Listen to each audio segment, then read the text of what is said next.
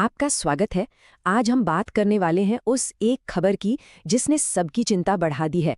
भारतीय रुपया अमेरिकी डॉलर के मुकाबले एक ऐतिहासिक निचले स्तर पर आ गया है।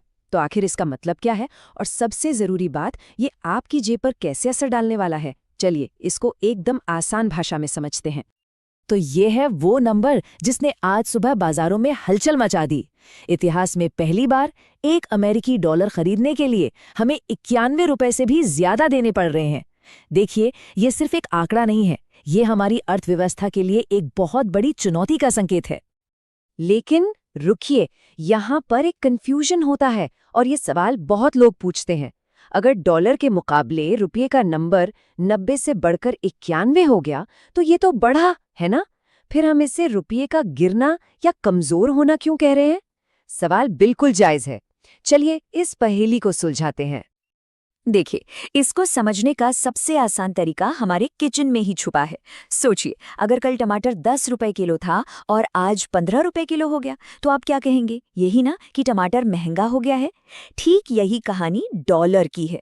जब एक डॉलर जो पहले 80 रुपए का था वो अब 91 रुपए का हो गया, तो इसका सीधा सा मतलब है कि डॉलर महंगा हो गया है। और अगर डॉलर महंगा हुआ है तो जाहिर है हमारा रुपया सस्ता या कमजोर हो गया है, क्योंकि अब उसी एक डॉलर को खरीदने के लिए हमें अपनी जेब से ज्यादा रुपए देने पड़ रहे हैं।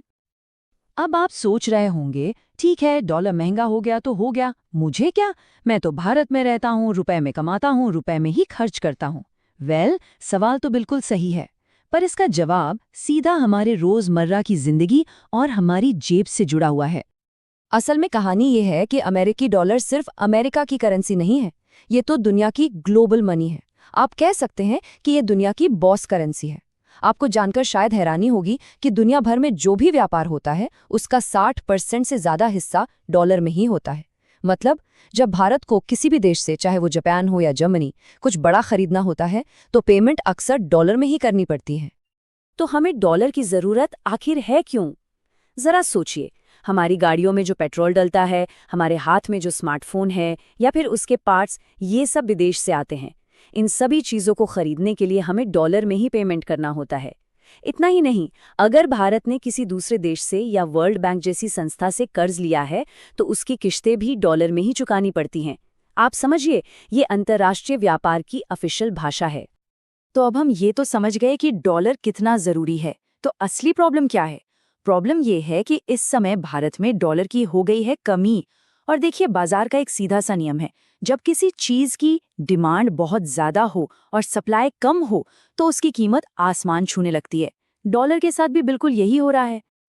तो सवाल ये उठता है कि ये डॉलर अचानक भारत से जा कहाँ रहे हैं? देखिए, इसके पीछे 3 बड़ी वजहें हैं। पहली, हमारा एक्सपोर्ट, मतलब हम जो सामान दुनिया को बेच रहे हैं वो उतना अच्छा नहीं चल रहा। दूसरी, जो विदेशी कंपनियां भारत में पैसा लगाती थीं वो निवेश अब बहुत कम हो गया है। और तीसरी, जो सबसे बड़ी चिंता की बात है, वो ये कि जो विदेशी निवेशक पहले से हमारे शेयर बाजार में थे वो अब अपना पैसा फटाफट निकालकर वापस ले जा रहे हैं। जरा इस नंबर को देखिए, मतलब सिर्फ इसी साल में विदेशी निवेशकों ने भारतीय बाजार से 18.4 बिलियन डॉलर निकाल लिए हैं। ये कोई छोटी मोटी रकम नहीं है। आप सोचिए, जब बाजार से डॉलर का इतना बड़ा समंदर ही सूख जाएगा तो जो थोड़ा बहुत बचेगा उसकी कीमत तो बढ़ेगी ही ना। और अगर आपको लगा कि वो आंकड़ा बुरा था तो जरा इसे देखिए। एक टाइम था जब भारत की कुल अर्थव्यवस्था यानी जीडीपी का लगभग 2% हिस्सा विदेशी निवेश यानी एफडीआई से आता था।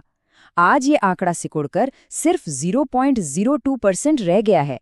ये एक बहुत ही खतरनाक सिग्नल है जो बताता है कि विदेशी निवेशक फिलहाल भारत में पैसा लगाने से हिचकिचा रहे हैं। अब देखिए, रुपए का गिरना कोई आज की बात तो है नहीं, लेकिन जो चिंता की बात है वो है इसकी रफ्तार। एक वक्त था जब एक डॉलर सिर्फ लगभग 5 रुपए का था। इसी साल की शुरुआत में हम 85 के आसपास थे और अब कुछ ही महीनों के अंदर हम 91 को पार कर गए हैं। ये दिखाता है कि गिरावट कितनी तेजी से हो रही है। तो इन सब बड़ी बड़ी बातों और आंकड़ों का आखिर मतलब क्या निकलता है? सबसे जरूरी सवाल तो यही है कि इस पूरी उथल पुथल का आपकी मेरी जिंदगी पर, हमारे घर के बजट पर क्या असर होने वाला है? रुपए के कमजोर होने का मतलब है सीधा असर हमारी जेब पर। हर वो चीज जो हम बाहर से मंगाते हैं अब वो महंगी हो जाएगी। सबसे पहले तो पेट्रोल और डीजल के दाम बढ़ सकते हैं, क्योंकि हम कच्चा तेल डॉलर में खरीदते हैं। आपका नया फोन, लैपटॉप, सोना, विदेश में बच्चों को पढ़ाना या फिर छुट्टियों पर जाना, ये सब कुछ अब पहले से कहीं ज्यादा महंगा पड़ेगा। और ये असर सिर्फ इंपोर्टेड सामान तक ही नहीं रुकता। सोचिए, जब डीजल महंगा होता है तो क्या होता है? ट्रकों का भाड़ा बढ़ता है और उससे सब्जियों से लेकर हर चीज के दाम बढ़ जाते हैं। यानी रुपए की ये गिरावट देश में महंगाई की एक नई लहर ला सकती है। तो सवाल ये है कि क्या हम बस हाथ पर हाथ धरे बैठे रह सकते हैं या इस गिरावट को रोकने के लिए कुछ किया जा सकता है? सरकार और रिजर्व बैंक के पास आखिर क्या रास्ते हैं? मोटे तौर पे देखें तो दो रास्ते नजर आते हैं। पहला है एक शॉर्टकट, एक तरह का जुगाड़। इसमें रिजर्व बैंक अपने खजाने से डॉलर बेचकर रुपए को और गिरने से रोक सकता है। लेकिन ये एक बहुत रिस्की खेल है, क्योंकि इससे विदेशी निवेशकों को गलत सिग्नल जा सकता है और वो डर कर और ज्यादा पैसा निकाल सकते हैं। दूसरा रास्ता है जो लंबा है लेकिन सही है। भारत में डॉलर आने के रास्ते बढ़ाए जाएं, यानी डॉलर की सप्लाई को ही बढ़ा दिया जाए। तो फिर सवाल ये है कि भारत में डॉलर की सप्लाई बढ़ेगी कैसे? इसके लिए 3 लेवल पर काम करना होगा। पहला, अमेरिका के साथ जो एक बहुत जरूरी ट्रेड डील अटकी हुई है, उसे जल्द से जल्द पूरा करना। दूसरा, अपने सामान बेचने के लिए दुनिया में नए बाजार और नए ग्राहक ढूंढना। और तीसरा, दुनिया के बाकी देशों के साथ अपने व्यापारिक रिश्ते इतने मजबूत करना कि वो भारत से और ज्यादा सामान खरीदे, जिससे देश में डॉलर लगातार आता रहे।